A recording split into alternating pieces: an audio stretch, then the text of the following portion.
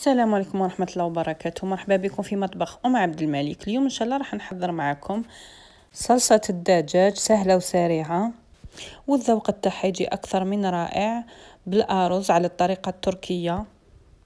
بلا ما نطول عليكم راح نبداو ان شاء الله بطريقة التحضير، وبالنسبة للمقادير راح نخليها لكم في صندوق الوصف. لهنا نبداو بسم الله. راح نحط مقلاة ندير عليها شوية زيت وملعقة تاع زبدة، نقص كامل في الفرن، وراح نقطع الدجاج تاعي نحطه على جانب، ونزيد نقطع البصل. عندي لهنا 3 حبات تاع بصل يكونوا متوسطين، ولا هنا الدجاج تاعي ثاني تكونوا وجدتوه ديجا، تكونوا قطعتوه هو الاول وحطيتوه على جانب. بالنسبه للتوابل عندي فلفل اسود، وندير الكركم،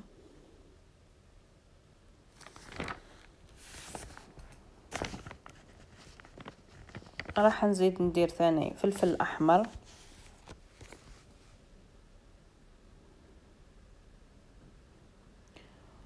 والثوم المجفف،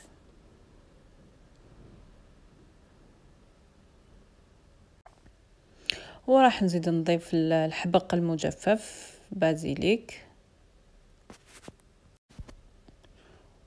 وراح نزيد تاني الزنجبيل.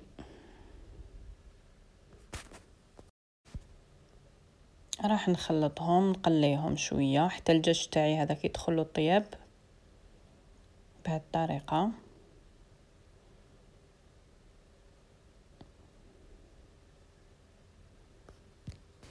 ولا هنا اللي حب يزيد يدير الخضر تقدروا ديروا الحفنه تاع جلبانه، ولا ديروا الجزر، القرعه، يعني كاين اللي حب يدير الخضر.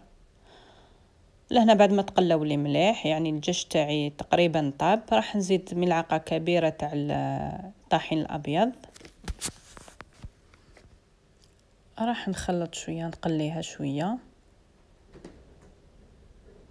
بهذه الطريقه. ولا زدتوا الخضر لازم تزيدوهم طيبين، يعني فوروهم قبل ما تحطوهم في المقلاة مع الدجاج.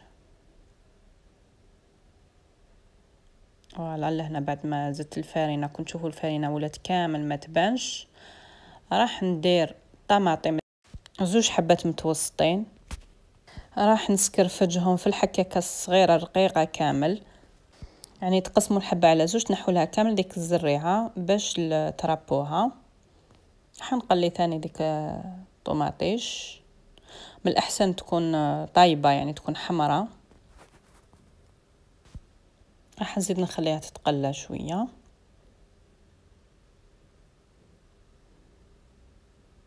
ولا هنا راح نملح،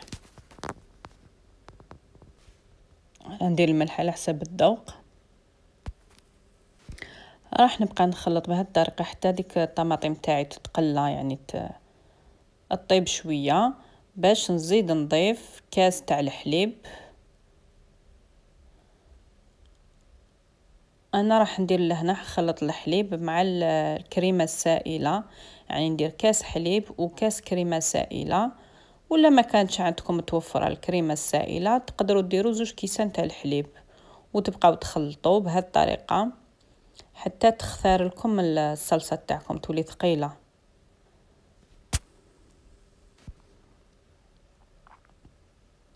نشوفوا القوام تاعها كيفاش ولات.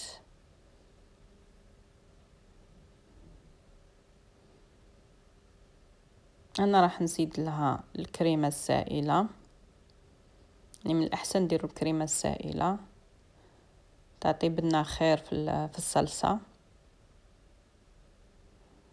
درت علبه يعني حوالي كاس هكاك،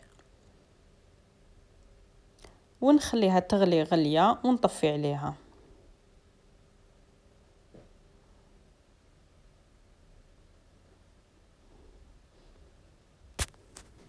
فوالا لهنا راهي واجده، راح نطفي عليها ونحطها على جانب، ونروح نحضر الارز. فوالا راح نوريكم طريقتي في تحضير الارز. راح ندير لهنا 2 كيسان تاع الارز، يعني لازم تديروا بالكاس باش دائما ديروا الضعف تاع الماء، يعني دائما لا درتوا 2 كيسان تاع ارز ديروا الضعف تاع الماء، ديروا 4 كيسان. فوالا لهنا درت 2 كيسان راح نشللهم، راح نشلل هذاك الارز مرتين هكاك. نقيس الماء ونزيد ندير الماء ونصفيه نخليه حتى يكتر كامل من هذاك الماء. نوجد القدرة تاعي، ندير فيها زيت الزيتون مع زيت نباتية نخلط. تقدروا تاني ديروا ملعقة تاع زبدة في بلاصة الزيت. وراح ندير حفنة برك تاع الفرميسيل، ندير نص كاس هكاك ونقلبها. نبقى نخلط فيها في الملعقة خشبية باش ما تنحرقليش حتى تحمر، يعني تبدل اللون تاعها بهذه الطريقة.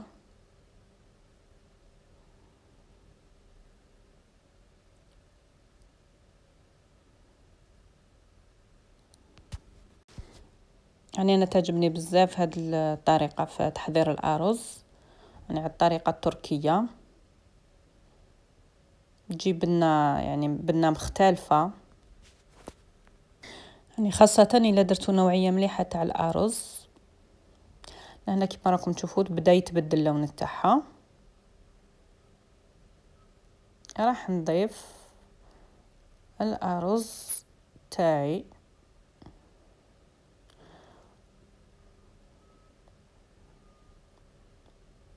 انا بعد ما اقدر،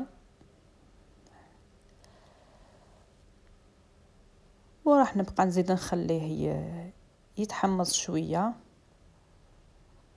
بهذه الطريقة حتى يشربوا مليح هذاك الزيت. بقاو تقلبوا فيه.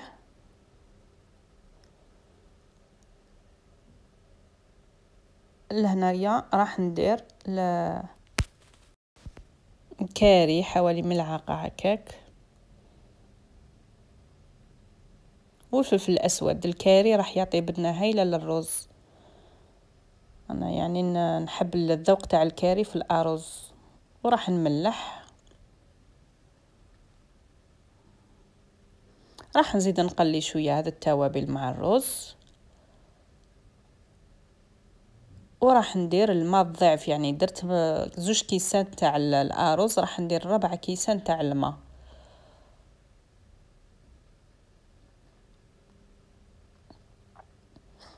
بعد ما نقلي شوية برك يعني هذوك التوابل، راح نخلط برك دوكا وما نزيدش نمس كامل القدر تاعي. غطوه ونقصوه كامل فيه وخلوه يطيب وحده، يعني بلا ما تبقاو تقلبوا فيه. لهنا كما راكم تشوفوا بدا ينشف هذاك الماء، غير ينشف الماء طفوا عليه.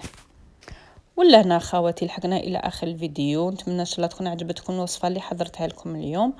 ولا عجبتكم ما تنسوش الاشتراك وتفعيل الجرس وزر الاعجاب باش يوصلكم كامل جديد ان شاء الله اللي نحطه في قناتي.